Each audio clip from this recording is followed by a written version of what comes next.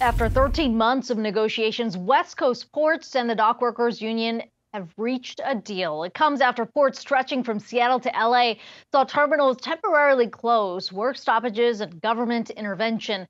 Just last week, President Biden's Labor Secretary Julie Su waded into the debate and pushed for a resolution, which eventually came on Wednesday. That includes a 32% wage increase for workers over the next 6 years.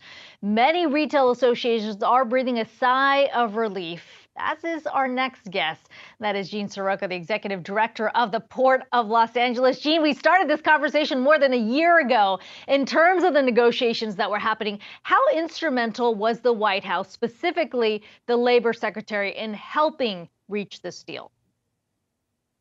Good afternoon, Akiko. Good to see you. Julie Su's presence was absolutely critical in getting this deal over the finish line. Please remember, she was the California State Labor Secretary for a number of years before moving to Washington in the capacity of Deputy Secretary of Labor.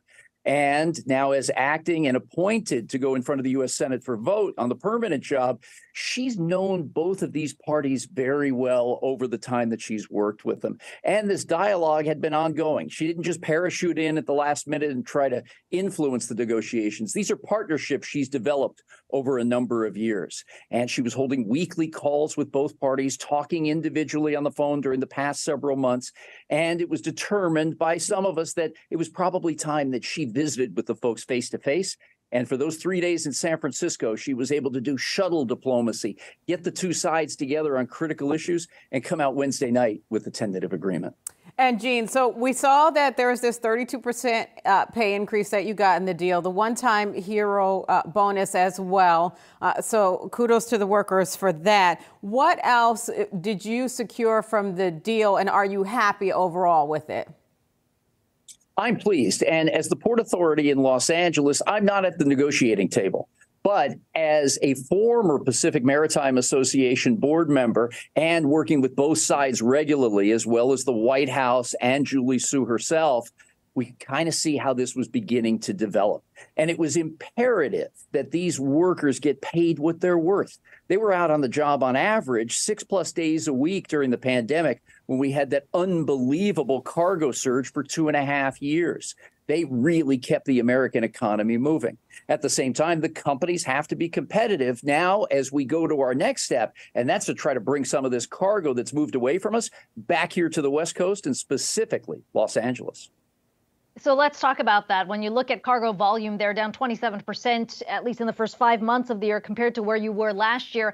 A lot of that has been diverted to the East Coast ports. You said before that you're not sure all of that can come back.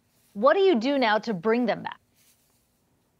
It all started this week. I was up in Tacoma, Washington, Akiko, at the annual Agriculture Transportation Coalition meeting, their 35th meeting led by Peter Friedman, talking with about 450 members of growers, farmers, producers, canners, and trying to share with them the ground truth of what's happening here in Los Angeles. And now that we have the solidification of a collective bargaining agreement, trying to build their confidence in bringing cargo back. It's my estimation that about 15% of our normal cargo has moved to the East and Gulf Coast.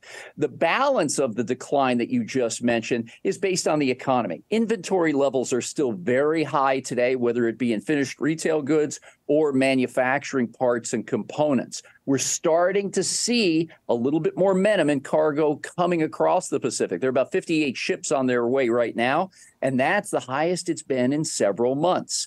I think that we'll get on a more normal cadence of cargo flow in the second half of the year. And with this deal and the continuing move forward of the U.S. economy, I think we're going to have a better second half than we saw in the first 6 months. So that's an optimistic view, Jean, but let's play the other side of the coin in terms of there's still expectations for at least a mild recession.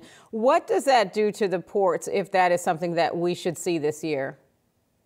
Yeah, Diane, I know this has been talked about now for seemingly 2+ years from experts across a wide variety of industries in the United States. I just don't see it. Again, by textbook definition, it's 2 consecutive quarters of GDP decline. We already saw that back in 2022.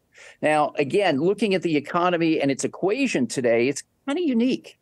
339 jobs were created last month. Inflation has come down 11 consecutive months, annualized at 4% with the last report. 3.7% unemployment rate, the lowest since the late 1960s. And what was even more encouraging are the last 2 months of retail sales.